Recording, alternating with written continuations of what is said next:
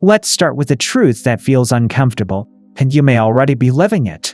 The more you care about someone, the more control you lose. The more you want to be loved, the easier it is to be ignored. It sounds harsh, but stay with this, because what comes next can change how you see relationships. Long ago, people already understood this part of human nature. Marcus Aurelius warned that if we do not control our emotions, they will control us.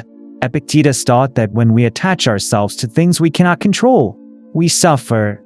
This is not just advice. It is a pattern repeated through history. And here is the part most people miss.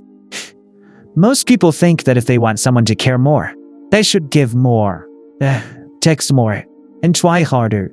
But the truth is the opposite. And this may surprise you. In a relationship, the person with more power is often the one who depends less. In sociology, there is something called the principle of least interest. It means that in any relationship, the person who is less emotionally invested often has more control. It may sound like a game, but it simply shows how people behave. And here is the key idea.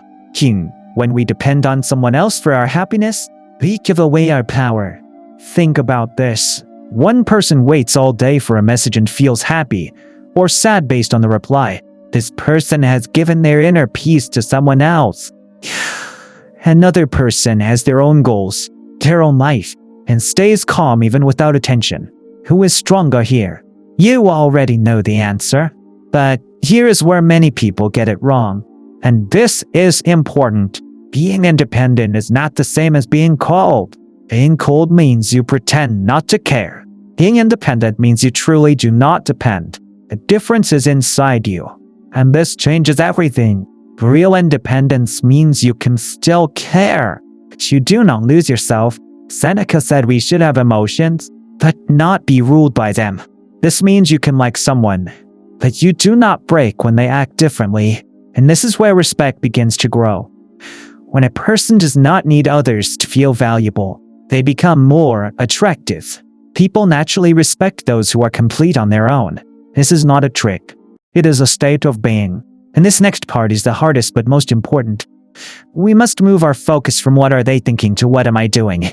Every morning, instead of asking if they will message us, we ask if we are improving ourselves. Marcus Aurelius reminded us to focus only on what we can control.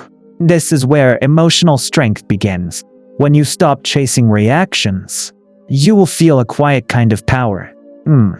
You stop feeling anxious. You stop overthinking. You begin to choose, instead of waiting to be chosen. This change is subtle, but people can feel it. This is when relationships start to shift. So, is it true that the one who cares first loses? Not exactly. The real loss is not caring. The real loss is losing yourself.